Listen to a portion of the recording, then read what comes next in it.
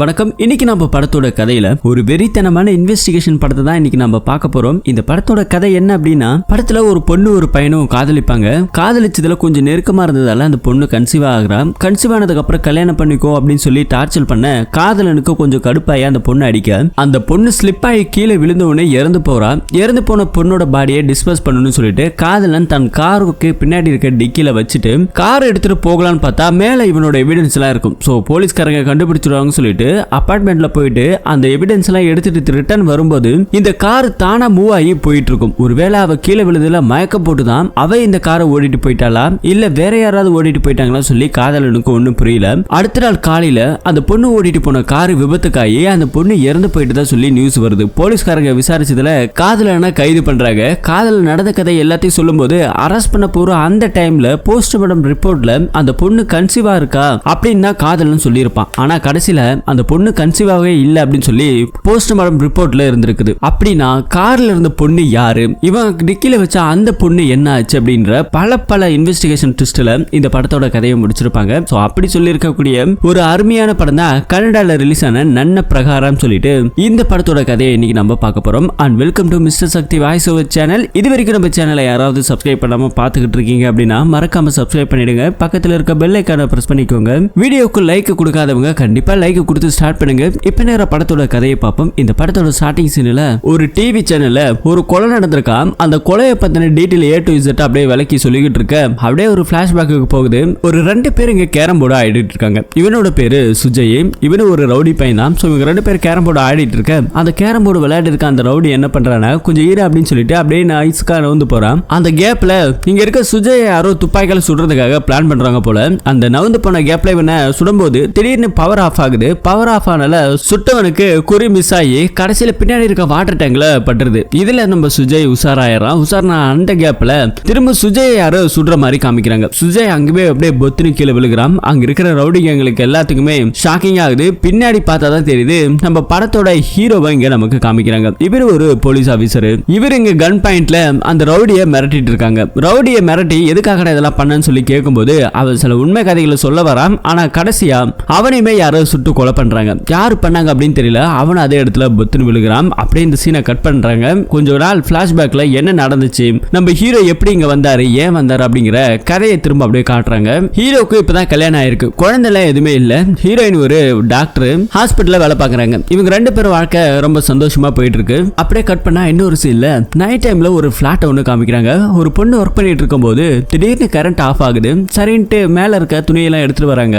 எடுத்துட்டு வரும்போது ரூமுக்குள்ள ஏதோ ஒரு விஷயம் அப்படியே கிராஸ் ஆகுற மாதிரி தெரியுது. பயத்துல கேண்டீன்ல ஏத்தி வச்சுட்டு சரி திரும்ப ஒர்க் பண்ணலாம்னு சொல்லிட்டு சிஸ்டத்துல உட்கார்றாங்க. அப்போ திரும்ப பின்னாடி ஏதோ ஒரு விஷுவல் தெரியுது. பயந்து போறாங்க. கேண்டில் எடுத்துட்டு யாராவது இருக்காங்களா அப்படின்னு சொல்லிட்டு ஒவ்வொரு ரூமா செக் பண்ணிட்டு இருக்காங்க. ஒரு பொம்மை கலர் கலரா எரியுறதா பாக்குறாங்க. இதை பார்த்து பயந்து போன அடுத்த நிமிஷம் அந்த பொண்ணை யாரோ தூக்கிட்டு போற மாதிரி தெரியுது. கட் பண்ணா இங்க ஒரு காரை காமிக்கிறாங்க. அந்த பொண்ணோட அபார்ட்மெண்ட்ல இருந்து இந்த கார் மட்டும் தனியா மூவ் ஆகுது. மூவ் ஆகி போன கொஞ்ச நேரத்துக்கு அப்புறம் பயங்கரமான மழை பெஞ்சுக்கிட்டு இருக்கு. மழை பெஞ்ச அடுத்த டைம் போலீஸ்க்கு ஒரு இன்ஃபர்மேஷன் வந்திருக்குது. ஃபாரஸ்ட் ஏரியாவுக்கு பக்கத்துல ஒரு கார் விபத்துக்காகி ஒரு டெட் ஆயிடுச்சு அப்படின்னு சொல்லி போலீஸ்காரங்களுக்கு தகவல் கொடுத்ததால போலீஸ்காரங்க இங்க வந்திருக்காங்க. எல்லாத்தையுமே செக் பண்றாங்க. எந்த ஒரு எவிடன்ஸும் ஒன்னும் பெருசா கிடைக்கிற மாதிரி தெரியல. கார் வேற எரிஞ்சு போச்சு. இப்ப அங்க இருக்கிற நம்ம ஹீரோ வந்து விசாரிக்கும் போது இந்த ரூட் வழியா அந்த கார் வரும்போது மர்ம நபர்கள் யாரோ முட்டைய வண்டியில அடிச்சிருக்கலாம், இல்ல ஏதாவது நடந்திருக்கலாம் ராபரி பண்றதுக்காக. அப்ப ஸ்லிப் ஆகி இந்த பொண்ணு பள்ளத்துல விட்டதால கார் அப்படியே குப்பரக்கா கவுந்து விழுந்ததுல டீசல் டேங்க்ல இருந்து டீசல் ஒழுகி லீக் ஆகி அப்படி பத்தி எரிஞ்சிருச்சு. சோ இப்படிதான் இது நடந்திருக்கு அப்படின்னு சொல்லி அங்க இருக்கிற விசாரிச்சதுல போலீஸ்காரங்க எல்லாம் சொல்லிட்டு இருக்காங்க ஹீரோ கிட்ட. இப்ப ஏதாவது தடயம் கிடைக்குதான்னு சொல்லிட்டு பாக்குறாங்க. பெருசா எந்த தடயமும் கிடைக்கல. ஆனா ஒரே ஒரு கர்ச்சீஃப்ல ஒரு பிளட் சாம்பிள் மட்டும் கிடைக்குது. அதை எவிடன்ஸா எடுக்கிறாங்க. அதே மாதிரி உள்ளுக்குள்ள இருந்தது ஒரு பொண்ணு. சோ அந்த பொண்ணு எரிஞ்ச நிலைமையில இப்ப கிடக்குறாங்க. சோ அதை டெட் பாடி எடுத்துட்டு போயிட்டு ஃபாரன்சிக்கு கொடுக்குறாங்க.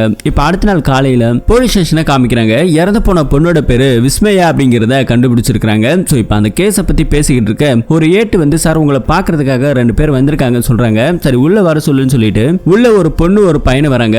என்ன விஷயம் சொல்லி நம்ம ஹீரோ கேட்கும்போது நாங்க வந்துட்டு இந்த கோல்டன் அபார்ட்மெண்ட்ல இருக்கோம். என்னோட ஃப்ரெண்டு ஒருத்தி நேத்து நைட்ல இருந்து காணாம போயிட்டா. என்ன ஆச்சு ஏதாச்சுன்னு ஒன்னும் தெரியல அப்படின்னு சொல்றாங்க. யார் அது அப்படின்னு சொல்லி போட்டோலாம் கேட்கறாங்க. போட்டோவை பார்த்து நம்ம ஹீரோக்கு ஒரு ஷாக்கு. என்ன நான் நேத்து இறந்து போனோம் இல்லையா அந்த பொண்ணு இவங்களோட ஃப்ரெண்டு அப்படிங்கிறது தெரிய வருது. உங்களோட ஃப்ரெண்டு இவங்களா பாருன்னு சொல்லிட்டு ஹீரோவோட கேஸ் ஃபைல்ல இருக்க போட்டோவை காமிச்சோன்னு ஆமா சார் என்ன சார் ஆச்சு என்ன சார் ஆச்சுன்னு கேட்கும்போது தான் ஹீரோயின் நேத்து நடந்த கதை எல்லாத்தையும் சொல்றாங்க. அந்த 2 பேரும் பயங்கரமா அழுதுகிட்டு இருக்காங்க. கடைசியா நீங்க உங்க ஃப்ரெண்டை எப்ப பாத்தீங்கன்னு சொல்லும்போது, நேத்து நைட்ல இருந்து நாங்க பார்க்கவே இல்லை சார், அவன் என்ன ஆச்சு ஏதாச்சுன்னு தெரியாம தான் இப்ப நாங்க இங்க வந்தோம் அப்படின்னு சொல்லிட்டு அவங்களும் இங்க இருந்து கிளம்பி போறாங்க. அடுத்தது இங்க ஃபாரன்சிக்க காமிக்கிறாங்க. ஃபாரன்சிக்ல அந்த பிளட் சாம்பிள் ஒன்று கிடைச்சது இல்லையா, அதையும் டெஸ்ட் பண்றாங்க. டெஸ்ட் பண்ணிட்டு இருக்கும்போது இந்த பக்கத்துல ஹீரோக்கு போன் பண்ணி சொல்றாங்க, கிடைச்சிருக்க பிளட் சாம்பிள் ஒரு பையனோட தான் டிஎன்ஏவோட மேட்ச் ஆகுதுன்னு சொல்லிட்டு அவனோட டிஎன்ஏ லிஸ்ட்டை வச்சு அவன் யார் அப்படிங்கறத விசாரிச்சதுல இறந்து போன பொண்ணோட பாய் ஃப்ரெண்ட் அப்படிங்கிறது தெரிஞ்சு போச்சு. ஸோ அவன் எங்க இருக்கான்னு பார்த்தா சரக்கு அடிச்சுட்டு ரொம்ப ஓவர் மட்டையில கிடக்குறான். போலீஸ்காரங்க அவங்க கிட்ட போயிட்டு இது பொண்ணு உனக்கு தெரியுமாடான்னு சொல்லி விசாரிச்சதுல அவன் தெரியும் சார் என்னோட காதலி தான் அப்படின்னு சொல்லிட்டு மப்புல எல்லாத்தையும் உண்மையை கக்கிட்டான். ஸோ அதுக்கு அடுத்தது போதையை தெளிய வச்சு அடுத்த நாள் காலையில லத்தியை வச்சு விசாரிக்க ஆரம்பிக்கிறாங்க. அடிச்சு விசாரிக்கிறாங்க. அப்பதான் அவன் எல்லா கதையும் சொல்ல ஆரம்பிக்கிறான். நான் உண்மையை சொல்லிடுறேன் சார் சொல்லிட்டு ஒரு பிளாஷ்பேக்கு போனா இவன் அடிக்கடி கிளப்புக்கு போறது சரக்கு அடிக்கிறதுன்னு இப்படின்னு ஜாலியா என்ஜாய்மெண்ட் பண்ணுவான். அதே இடத்துல ஒரு பொண்ணு ஒருத்தி வந்திருக்கா. விஸ்மயா தான் இந்த பொண்ணோட பேரு. அவளும் அடிக்கடி வந்ததால இவங்க 2 பேருக்கும் கொஞ்சம் ஃப்ரெண்ட்ஷிப் ஆகுது. இந்த ஃப்ரெண்ட்ஷிப் நாளடைவில் லவ் ஆகுது. லவ் ஆன உடனே அடிக்கடி பிளாட்டுக்கு கூட்டிட்டு போறது இப்படின்னு ஜாலியா என்ஜாய்மெண்ட் பண்ணிக்கிட்டு இருப்பாங்க. நாளடைவில் இது லவ்வாவும் ஆகுது. லவ் ஆனதுக்கு அப்புறம் இந்த பிளாட்டுக்கு கூட்டிட்டு போகும்போது அந்த பொண்ணு கூட ரிலேஷன்ஷிப்ல இருந்ததால திடீர்னு அந்த பொண்ணு கன்சீவாவும் ஆயிருக்கிறா. ஸோ அந்த விஷயத்த ஒரு தடவை கிளப்புக்கு போயிட்டு கார்ல வந்துட்டு இருக்கும்போது இந்த மாதிரி நான் கன்சீவ் ஆயிட்டேன் 5 மாசம் ஆயிருக்குது அப்படிங்கிற மாதிரி சொல்லும்போது இவனுக்கா அதுல பெருசா இன்ட்ரெஸ்ட் கிடையாது. கலைச்சிடலாம் அப்படிங்கிற மாதிரிலாம் பேசிட்டு இருக்கா. இல்ல அதெல்லாம் முடியாது, 5 மாசத்துக்கு அப்புறம் கலைக்கலாம் முடியாது, நீ என்ன கல்யாணம் பண்ணி தான் ஆகணும் அப்படிங்கிற மாதிரி இந்த பொண்ணு கொஞ்சம் பிடிவாதமா பேசுது. இதனால இவங்க 2 பேருக்கும் சண்டை நடந்துகிட்டே இருக்கு. கார்ல போயிட்டு இருக்கும்போது திடீர்னு யாரோ குறுக்கால வந்த மாதிரி தெரியுது. சடனா பிரேக் அடிச்சதுல இவனுக்கு மூக்கு உடைஞ்சு அப்படியே ரத்தமா ஊத்துது. அந்த கர்ச்சிஃப்ல தான் இவன் மூக்க தொடச்சி அப்படியே கார்ல வச்சிருப்பான். அந்த பிளட் சாம்பிள் தான் இன்னைக்கு போலீஸ்காரங்க கையில கிடைச்சிருக்கு. சோ குறுக்க வந்த ஆளுக்கு எதுவும் பெருசா எதுவும் ஆகல. சோ இவன் எங்க போகணும் அப்படிங்கிற மாதிரி லிஃப்ட் கேட்கறான். அந்த நபரை நமக்கு இங்க காமிக்கல. அந்த கார்ல ஏறிக்கிட்டு லிஃப்ட் கொடுக்குறாங்க. போற வழியில அந்த நபர் இறங்கி போயிருக்கான் போல. சோ அதுக்கப்புறம் இவங்க பிளாட்டுக்கு வராங்க. பிளாட்டுக்கு வந்ததுக்கு அப்புறம் இந்த பொண்ணு தான் காதலனோட கல்யாணம் பண்ணிக்கோ, சீக்கிரம் நம்ம கல்யாணம் பண்ணிக்கலாம் சொல்லி சண்டை போட்டுக்கிட்டு இருக்க. அதெல்லாம் முடியாது அப்படின்னு சொல்லி இவங்க 2 பேருக்குள்ள வாக்குவாதம் நடக்குது. அந்த வாக்குவாதத்துல அந்த பையன் அந்த பொண்ணு அடிக்க அந்த பொண்ணு கீழே விழுந்ததுல தலையிலிருந்து பயங்கரமான ரத்தம் வருது. சோ எழுப்பி பார்க்கறான், என்னென்னவோ பண்ணி பார்க்கறான். அந்த பொண்ணு எழுந்திருக்கல, இறந்து போயிட்டா போல இருக்கு. இவனுக்கு என்ன பண்றதுன்னு தெரியாம திடீர்னு என்ன பண்றானா அந்த பொண்ணை தூக்கிக்கிட்டு அப்படியே கீழே இருக்க அவனோட கார் டிக்கில போயிட்டு போடுறான். போட்டுட்டு திரும்ப அங்க இருந்து போலான்னு பாக்குறான். ஆனா அப்பதான் இவனுக்கு ஒரு விஷயம் வருது. சோ மேல இவனோட திங்ஸ் எல்லாம் இருக்கு. போலீஸ்காரங்க நாளைக்கு விசாரிக்க வரும்போது கண்டிப்பா நம்ம மாட்டிக்கும் சொல்லிட்டு இவன் என்ன பண்றானா அந்த பிளாட்ல இருக்கக்கூடிய எவிடன்ஸை கலைக்கணும்ன்றதுக்காக மேல போறான். டிக்கில இவனோட கார் சாவி அப்படியே விட்டுட்டு தான் போறான். மேல போயிட்டு இவனோட திங்ஸ் எல்லாத்தையும் எடுக்கும்போது திடீர்னு பவர் கட் ஆகுது. பவர் கட் ஆன அந்த கேப்ல இவன் திங்ஸ் எல்லாம் எடுத்துட்டு திரும்ப கீழே இறங்கி வரும்போது அந்த கார் ஆட்டோமேட்டிக்கா இப்ப இறங்கி போயிட்டே இருக்குது. சோ அப்படின்னா இவன் ஒரு விஷயத்தை யோசிக்கிறான். அவன் மயக்கம் போட்டு தான் விழுந்திருப்பான். அவன் டிக்கியை திறந்துட்டு கீழே இறங்குறதுல சாவி வேற டிக்கி பின்னாடியே வச்சுட்டு போயிருக்கான் இல்லையா. சோ அந்த சாவி எடுத்து தான் அந்த பொண்ணு ஓடிட்டு போயிட்டான். அதுக்கப்புறம் என்ன நடந்துச்சுன்னு எனக்கே தெரியல சார், ஆனா நான் இந்த கொலையை பண்ணல அப்படிங்கிற மாதிரி இங்க போலீஸ்கார ஹீரோ கிட்ட சொல்லிக்கிட்டு இருக்காங்க. சோ அடுத்ததா காலையில நமக்கு காமிக்கிறாங்க அந்த பொண்ணு வந்துட்டு இறந்து போயிட்டா இல்லையா. சோ அந்த கேஸ் ஃபைல நம்ம ஹீரோ வீட்ல வச்சிருப்பாப்ல. ஒரு கல்யாணத்துக்காக இங்க கிளம்பிட்டு இருப்பாங்க ஹீரோவோட மனைவி. சீக்கிரம் கிளம்புங்க, கல்யாணத்துக்கு போகலாம்னு சொல்லிக்கிட்டு இருக்கும்போது அந்த கேஸ் ஃபைல எதிர்ச்சியா தட்டி விட்டதுல கீழே விழுந்துரும். ஓபன் பண்ணி பார்க்கும்போது இறந்து போன பொண்ணோட பேரு விஸ்மயா இல்லையா, அவங்களோட போட்டோ இங்க இருக்குது. அப்படின்னா அந்த போட்டோவை மனைவிக்காரங்க பார்த்துட்டு இந்த பொண்ணுக்கு என்னாச்சுன்னு சொல்லி கேட்கும்போது இந்த பொண்ணு இறந்து போயிட்டான்னு சொல்லும்போது ஹீரோயினுக்கு ஒரே ஷாக் ஆகுது. இவங்களோட கல்யாணத்துக்கு தான் இன்னைக்கு ஹீரோயின் கிளம்பிக்கிட்டு இருக்காங்க, இவங்க இறந்து போயிட்டதா அப்படின்னு சொல்லிட்டு இவங்களுக்கு ஒன்னும் புரியல. ஆமா இறந்து போயிட்டாங்கன்னு சொல்லி ஹீரோ சொல்லிக்கிட்டு இருக்க வெளியே ஏதோ சத்தம் கேக்குது. என்னன்னா ஒரு வயசான அம்மா வந்திருக்காங்க நம்ம ஹீரோயினை பாக்குறதுக்காக. என்னமா சொல்லிட்டு விசாரிக்கும் போது ஹீரோயின் தான் இவங்களோட பையனுக்கு அடிக்கடி ட்ரீட்மெண்ட் எல்லாம் பாப்பாங்களாம். இன்னைக்கு அவனுக்கு ஏதோ ஒரு விபத்து நடந்து தலையில அடிபட்டதால நீங்க கண்டிப்பா வந்து பாக்கணும், அவனுக்கு ஏதோ நடந்திருக்கு அப்படிங்கிற மாதிரி சொல்லிக்கிட்டு இருக்காங்க. சரி நீங்க போங்க சொல்லிட்டு இப்ப நம்ம ஹீரோயின் எல்லாரும் நேரா கிளம்பி அந்த ஹாஸ்பிட்டலுக்கு போறாங்க. அடிபட்டு இருக்கிற இந்த நபரை காமிக்கிறாங்க. இவனோட பேரு சுமன். கொஞ்சம் கூட சுயநனவே இல்லாம தான் இருந்துட்டு இருக்கான். சோ அதுக்கப்புறம் அவங்க அம்மா கிட்ட போயிட்டு இது பாருங்க சுமனுக்கு ஒண்ணும் இல்ல, சரியாயிடும், புரியுதுங்களா அப்படின்னு சொல்லி ஆறுதல் சொல்லிட்டு நம்ம ஹீரோ கிட்ட போறாங்க. ஹீரோவும் ஹீரோயினும் உட்காந்து பேசும்போது தான் ஹீரோயினுக்கு தெரிஞ்ச பொண்ணு தெரிஞ்ச பையன் தான் அவங்க 2 பேரும். அப்படின்னா அந்த பொண்ணு விஸ்மயா எப்படி இறந்தாங்க சொல்லி ஹீரோ கிட்ட கேட்கும்போது இந்த மாதிரி ஒரு விபத்து நடந்தது, அந்த பொண்ணு கன்சீவா இருந்திருக்கிறா, அந்த கன்சீவா இருந்த பொண்ணு அவனோட காதலனும் சண்டை போட்டுக்கிட்டாங்க, அதுல அந்த பையன் அடிச்சுதான் அந்த பொண்ணு இறந்து போயிட்டா அப்படின்னு சொல்லும்போது என்னது லவ் பண்ணாங்களா, லவ் பண்ண பையன் பேரு தான் சுமன், அவன் தான் இங்க இருக்கான், அந்த பொண்ணு கன்சீவாலாம் கிடையாது, ஒரு மாசத்துக்கு முன்னாடி தான் அந்த பொண்ணுக்கு கிட்னி மாற்று அறுவை சிகிச்சை ஏதோ நடந்திருக்குது, அதுவும் பண்ணது நாங்க தான். சோ அப்படின்னா அந்த பொண்ணு கன்சீவா இருக்கிறதுக்கு வாய்ப்பே இல்லை அப்படின்னு சொல்லி ஹீரோயின் நம்ம ஹீரோ கிட்ட சொல்றாங்க. இந்த கொலைக்கு பின்னாடி ஏதோ ஒரு விஷயம் இருக்குது அப்படின்னு சொல்லி பேசிக்கிட்டு இருக்கும்போது தான் போஸ்ட்மார்டம் ரிப்போர்ட்டை வாங்கி பாக்குறாங்க. ரிப்போர்ட்ல வந்துட்டு பெருசா கன்சீவா இருக்காங்க அப்படிங்கிறதுக்கான எந்த ஒரு ஆதாரமும் இல்ல. சோ அப்படின்னா இதுல ஏதோ ஒரு மர்மம் இருக்குன்னு சொல்லிட்டு திரும்ப அந்த அந்த காதலனை இங்க கூட்டிட்டு வராங்க. ஹீரோயின் முன்னாடியே கூப்பிட்டு விசாரிக்கிறாங்க. விசாரிச்சதுல அவன் என்ன சொல்றான்னாக்கா, நீ கொலை பண்ணியான்னு சொல்லி கேட்டா, நான் கொலை பண்ணல, அந்த காரை யாரோ ஓடிட்டு போயிட்டாங்க, அவங்க தான் கொலை பண்ணாங்கன்னு சொல்றான். சரி, இந்த போட்டோவை பார்த்து சொல்லி இவதான் உன் காதலின்னு சொல்லும்போது, யாரு சார் இது அப்படின்னு சொன்ன உடனே அங்க இருக்கிற போலீஸ்காரங்க எல்லாரும் போட்டு அவனை அடிக்கிறாங்க. என்னடா மாத்தி மாத்தி பேசுறேன்னு சொல்லும்போது அப்பதான் ஹீரோயின் ஒரு விஷயத்த சொல்றாங்க. இது பாருங்க, அன்னைக்கு இவன் ரொம்ப குடிச்சிருந்திருக்கிறான், போலீஸ்காரங்க கேட்டதுல அப்படியே சொல்லி இருக்கிறான்னு சொல்லும்போது, ஆமா அன்னைக்கு விசாரிக்கும் போது இந்த பையன் குடிச்சிருக்கான்னு சொல்லிட்டு போலீஸ்காரங்க சொல்றாங்க. மப்பு ஓவரா இருந்ததால போட்டோவை சரியா பார்க்காம இவன் அந்த மாதிரி சொல்லிட்டான். என்னோட காதலிச்ச பொண்ணு பேரும் விஸ்மயா தான், அதனால பேர்ல கொஞ்சம் தடுமாற்றம் வந்ததால சொல்லி இருக்கிறான். சரி, விஸ்மயா யார் அப்படிங்கிற மாதிரி Facebookல போட்டு சர்ச் பண்ணி காமிக்கிறாங்க. இங்க காமிக்கிறதா இவனோட உண்மையான காதலி. சோ ஒரு இமேஜினேஷன்ல தான் அந்த பொண்ணு நமக்கு இங்க காமிச்சிட்டு இருக்காங்க. சோ அப்படின்னா இவன் அந்த பொண்ணை டிக்கில வச்சிருந்திருக்கான். டிக்கில வச்ச பொண்ணோட டெட் பாடி எங்க போச்சு அப்படின்னு சொல்லி போலீஸ்காரங்களுக்கு சந்தேகம் வருது. ஹீரோயின் அதே டைம்ல விபத்து நடந்த அந்த கார் டிக்கியை ஓபன் பண்ணி பாத்தீங்களா சொல்லி கேட்கும்போது போலீஸ்காரங்க அது செய்யவே இல்லை. ஏன்னா கார்ல ஒரு பொண்ணு தான் இருக்கா அப்படின்னு சொல்லிட்டு விட்டுட்டாங்க. சோ அப்படின்னா அந்த டிக்கியை நீங்க ஓபன் பண்ணி பார்க்கணும் அப்படிங்கிற மாதிரி சொல்லிக்கிட்டு இருக்க ஹீரோவோட பாயிண்ட் ஆஃப் வியூல ஒருவேளை விஸ்மயா வந்துட்டு அவங்க ரூம்ல ஏதோ ஒரு விஷயம் இருந்தது இல்லையா, அமானுஷமான விஷயம், யாரோ இருக்கிற மாதிரி நினைச்சு பயந்துகிட்டே இருந்தாங்க. அதனால அந்த பொண்ணு என்ன பண்ணிருக்கான, கீழே வந்திருக்கா. அந்த கார் ஒளிஞ்சுக்கிட்டு இருக்கும்போது கார் சாவி டிக்கில இருந்ததால இங்க இருந்து தப்பிச்சு போனா போதும் அப்படின்னு சொல்லிட்டு அந்த காரை எடுத்துட்டு அவளை ஓடிட்டு போயிருப்பாளோ, ஒருவேளை அப்படியே அந்த விபத்து நடந்திருக்குமான்னு சொல்லிட்டு ஹீரோ கெஸ் பண்ணிக்கிட்டு இருக்காரு. சரி, என்ன ஆனது ஆனட்டும் சொல்லிட்டு இப்ப அந்த விபத்து நடந்த அதே கார் அந்த இடத்துல தான் கிடக்குது. போயிட்டு காரை நிமித்தி அந்த கார் டிக்கியை ஓபன் பண்ணி பார்க்கும்போது தான் போலீஸ்காரங்களுக்கு ஒரு ஷாக். அந்த டெட் பாடி அங்கதான் இருக்குது, அழுகிய நிலைமையில இருக்குது, பயங்கரமான ஸ்மெல் எல்லாம் வருது. சோ இப்ப அந்த டெட் பாடியை எடுத்துட்டு ஃபாரன்சிக்கு கொண்டு போறாங்க. அப்படி நம்ம ஹீரோக்கும் ஹீரோயினும் கார்ல போயிட்டு இருக்கும்போது உனக்கு எப்படி அந்த பொண்ணு தெரியும் சொல்லிட்டு கொஞ்ச நாளுக்கு முன்னாடி ஒரு பிளாஷ்பேக் போகுது. அந்த பொண்ணு ஒரு அனாத ஆசிரமத்துல வேலை பார்க்குற ஒரு பொண்ணு, அனாதையா இருக்கிற பசங்களுக்கு ஆதரவா இருக்கக்கூடிய ஒரு நல்ல பொண்ணு. திடீர்னு அந்த பொண்ணுக்கு உடம்பு முடியாம ஹாஸ்பிட்டல் வந்து அட்மிட் ஆயிருக்காங்க. அப்ப இந்த விஷயம் தெரிஞ்சுக்கிட்டு சுமனுங்கிற ஒருத்தவன் வந்திருக்கான். வந்து நம்ம டாக்டர் கிட்ட விசாரிக்கும் போது அந்த பொண்ணுக்கு ஒரு பக்கம் கிட்னி போயிடுச்சு, இனிமே அவளுக்கு மாற்று அறுவை சிகிச்சை தான் பண்ணணும், பண்ணாத கொஞ்சம் உயிரோட இருப்பா அப்படிங்கிற மாதிரி சொல்லிக்கிட்டு இருக்கேன். தன்னோட கிட்னி எடுத்துக்கன்னு சொல்லிட்டு இந்த பொண்ணு கிட்ட அந்த பையன் சொல்லியிருக்கலாம். சோ நம்ம ஹீரோயின் என்ன பண்றாங்கன்னா, நல்லா யோசிச்சுக்கப்பான்னு சொல்லும்போது அப்பதான் எதுக்காக அந்த பையன் கொடுக்குறான் அப்படின்னா, இவங்களோட அம்மா ஒரு டைம் ஹார்ட் அட்டாக்ல கீழே விழுந்திருப்பாங்க. சரியான நேரத்துல அந்த பொண்ணு இவங்க அம்மாவை கூட்டிட்டு வந்து ஹாஸ்பிட்டல்ல சேர்த்திருப்பாங்க. சோ அதனாலதான் இன்னைக்கு அவங்க அம்மா உயிரோட இருக்காங்க.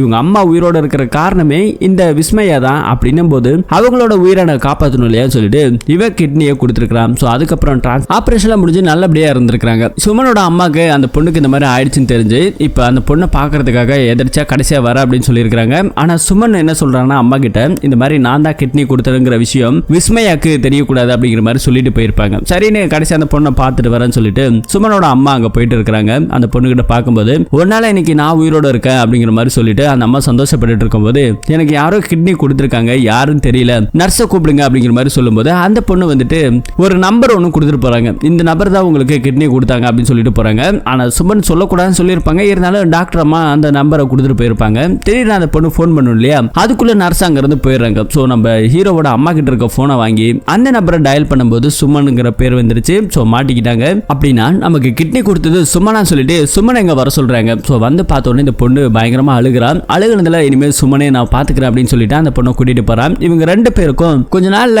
காதலும் ஆகுது. அம்மாவோட சம்மதத்தோட கல்யாணம் பண்ணிக்கலாம் சொல்லிட்டு முடிவு பண்ணி இருந்திருக்காங்க. அப்படி ஒரு டைம் வீட்டுல இருக்கும்போது தான் அபார்ட்மெண்ட்ல இருக்கிற அந்த பொண்ணுக்கு வீட்டுல யாரோ இருக்கிறாங்க அப்படிங்கிற பயத்துல திடீர்னு ஒரு போன் கால் ஒண்ணு வந்திருக்குது இவனுக்கு. சோ அந்த போன் கால்ல ஏதோ கத்துற சத்தம், ஏதோ ஒரு வித்தியாசமான சத்தத்தை கேட்டு இவ என்ன எதுன்னு தெரியாம பயந்து அடிச்சு வண்டி எடுத்துட்டு வேகமா ஓடிட்டு போயிருக்கான். வண்டி பாதியிலே பிரேக் டவுன் ஆயிருக்கு. பிரேக் டவுன் ஆன அந்த டைம்ல தான் இவன் லிஃப்ட் கேட்டிருப்பான். அதே டைம்ல தான் அதே அபார்ட்மெண்ட்ல இருக்கக்கூடிய விஸ்மயான்னு சொல்லிட்டு ரெண்டு காதலர்கள் கார்ல வந்திருப்பாங்க. திடீர்னு ஏதோ ஒரு வந்து விபத்து நடந்ததுல அவன் மூக்கு கூட உடஞ்சு ரத்தம் வந்திருக்கும் பாருங்க. அந்த சீனை இங்க நமக்கு காமிக்கிறாங்க. சோ அப்படின்னா குறுக்க வந்து லிஃப்ட் கேட்டது நம்ம பையன் சுமன் தான். சோ இவனும் அதே அபார்ட்மெண்ட்ங்கிறதால லிஃப்ட் கொடுத்துருக்காங்க. லிஃப்ட் கொடுத்ததுக்கு அப்புறம் அதே கார்ல வந்திருக்காங்க. அந்த ஏரியா வந்ததுக்கு அப்புறம் இவன் அங்க இருந்து இறங்கி போயிருக்கான். இறங்கி போயிட்டு அங்க இருக்கிற வாட்ச்மேன் கிட்ட சொல்லியிருக்கான், இங்க ஏதாவது பிரச்சனை சொல்லி கேட்டா எதுவுமே தெரியல அப்படிங்கிற மாதிரி அவரு சொல்லிக்கிட்டு இருக்க. மேல இருக்க அபார்ட்மெண்ட்டுக்கு நீங்க இருக்கிற சுமன் லிஃப்ட் மூலமா போறான். திடீர்னு பவர் ஆஃப் ஆனதால லிஃப்ட் அதை விட்டு நகரவே இல்லை. அதுக்கப்புறம் திரும்ப பவர் வந்திருக்கு. அந்த விஸ்மயாவோட இவனோட காதலியோட வீட்டுல போயிட்டு பாக்குறான். வீட்டுல அந்த பொண்ணை காண திரும்ப ரோட்டுக்கு வந்து பாக்குறான். எதிர்ச்சியா ரோட்ல வந்துட்டு கிராஸ் ஆனதுல ஒரு பெரிய கார் வந்து இவனை அடிச்சிருது. அதுக்கப்புறம் இங்க ஹாஸ்பிட்டல் அட்மிட் ஆயிருக்கான். தலையெல்லாம் உடஞ்சு இங்க ஹாஸ்பிட்டல்ல வந்து நம்ம ஹீரோவை ஹீரோயின் பாக்குறாங்க. சோ இவன் தான் வந்துட்டு விஸ்மயாவோட காதலன் அப்படிங்கிற மாதிரி சொல்லிக்கிட்டு இருக்காங்க. இப்ப நம்ம ஹீரோக்கு சந்தேகம் அதிகமாகுது இல்லையா. இப்ப நேரம் அந்த அபார்ட்மெண்ட்டுக்கு கார் எடுத்துட்டு போறாரு. அங்க இருக்கிற வாட்ச்மேன் கிட்ட விசாரிக்கிறாரு, விஸ்மயா ரூம் எது அப்படின்னு சொல்லிட்டு அங்க இருக்கிற இடத்துக்குலாம் போறாரு. போயிட்டு பாக்குறாரு, எந்த ஒரு தடையும் சந்தேகமே கிடையாது, எல்லாம் கிளீனா பர்ஃபெக்ட்டா இருக்குது. வாட்ச்மேன் கிட்ட சிசிடிவி ஃபுட்டேஜ் ரூம் எங்க இருக்குன்னு சொல்லிட்டு இப்ப சிசிடிவி ஃபுட்டேஜ் எல்லாத்தையும் பாத்துக்கிட்டு இருக்காங்க.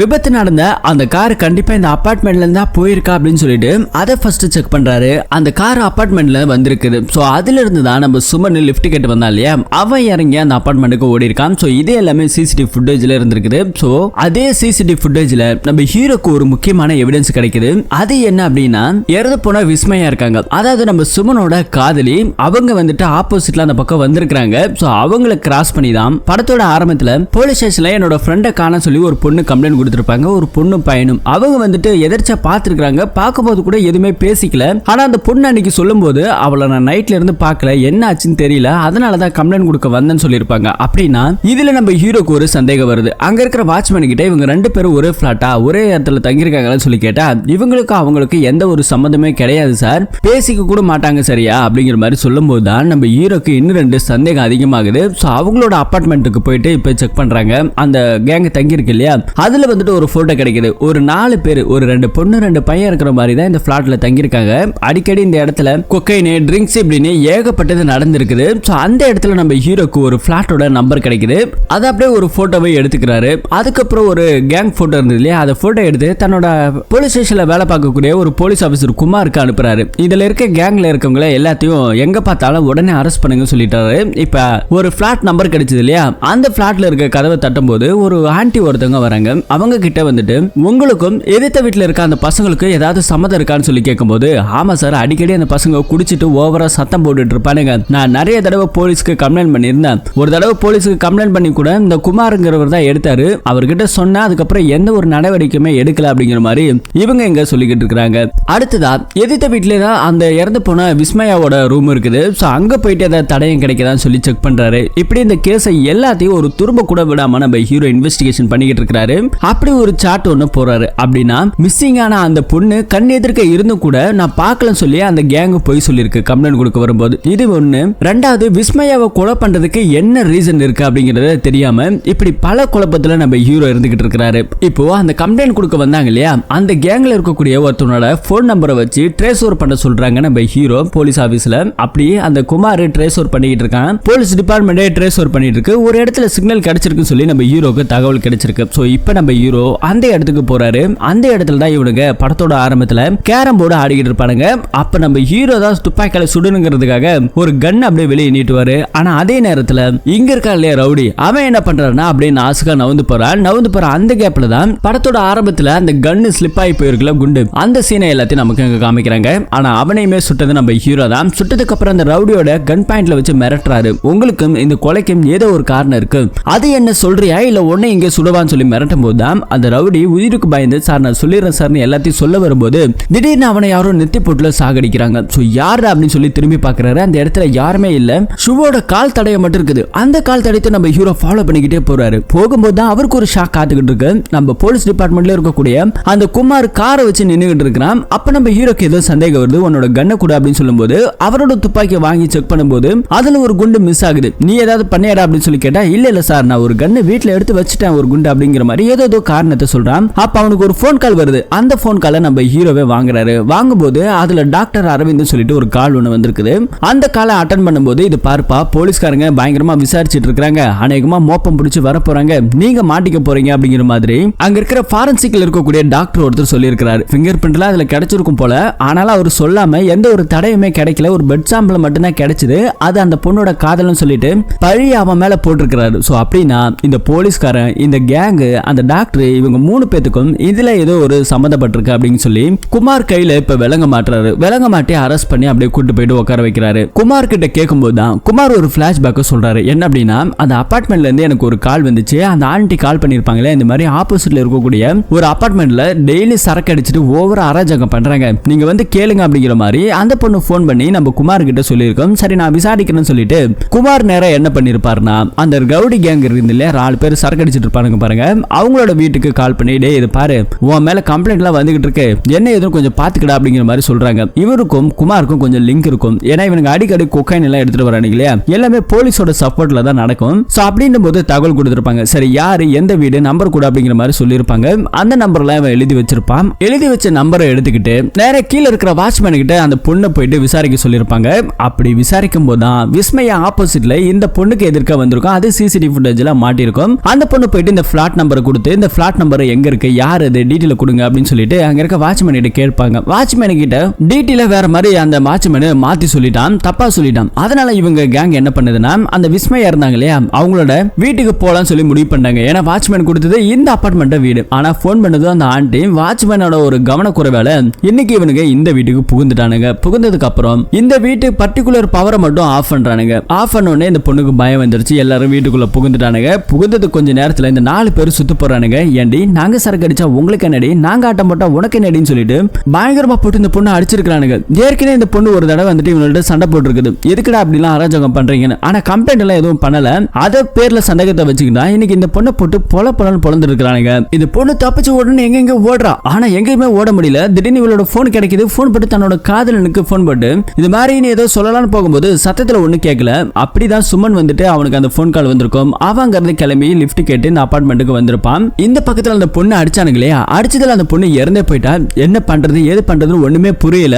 அப்பதான் இவனுக்கு ஒரு பக்காவான பிளான் பண்றானுங்க. இந்த டெட் பாடியை நம்ம ஏதாவது டிஸ்மிஸ் பண்ணணும் அப்படின்னு சொல்லிட்டு ஃபர்ஸ்ட் நான் போயிட்டு மெயின் ஆஃப் பண்றேன்னு சொல்லிட்டு இவன் என்ன பண்ணுவானா மெயின் ஆஃப் பண்றதுக்காக போவான். அப்பதான் அந்த ஆப்போசிட்ல 2 லவர்ஸ் கன்சீவ் ஆயிட்டு சண்டை போட்டுருப்பாங்க இல்லையா, அதுல ஒருத்தவன் என்ன பண்ணிருப்பான், தூக்கிட்டு வந்து பின்னாடி டிக்கில வச்சிருப்பான். அதை இவன் பவர் ஆஃப் பண்ணும்போது பார்த்திருப்பான். சோ பவர் ஆஃப் பண்ணும்போது பார்த்ததுல இவனுக்கு ஒரு ஐடியா ஒண்ணு கிடைக்குது. இதே கார்ல வச்சுட்டு போயிட்டு ஒரு ஆக்சிடென்ட் மாதிரி நம்ம ஃப்ரேம் பண்ணின்னு சொல்லிட்டு தன்னோட டீம் கிட்ட சொல்லியிருப்பாங்க. ஒரு பக்கம் நம்ம சுமன் வேற லிஃப்ட்ல வரும்போது பவர் இவனுக்கு ஆஃப் பண்ணதால அவரு லிஃப்ட்ல மாட்டிக்கிறாரு. இவனுக்கு நல்லபடியா அந்த டெட் பாடி எடுத்துட்டு வந்து காருக்குள்ள வச்சு ஓட்டிட்டு போறானுங்க. ஓட்டிட்டு போய் ஒரு மலை பகுதியா கொண்டு போய் நிப்பாட்டி அந்த கார் மேல பெட்ரோல் ஊத்தி கொளுத்தியா அப்படியே அங்க இருந்து எல்லாரும் சேர்ந்து தள்ளி விட்டு ஒரு ஆக்சிடென்ட் மாதிரி இவனுங்க ஃப்ரேம் பண்ணிட்டானுங்க. சோ இப்படிதான் இது நடந்திருக்கு.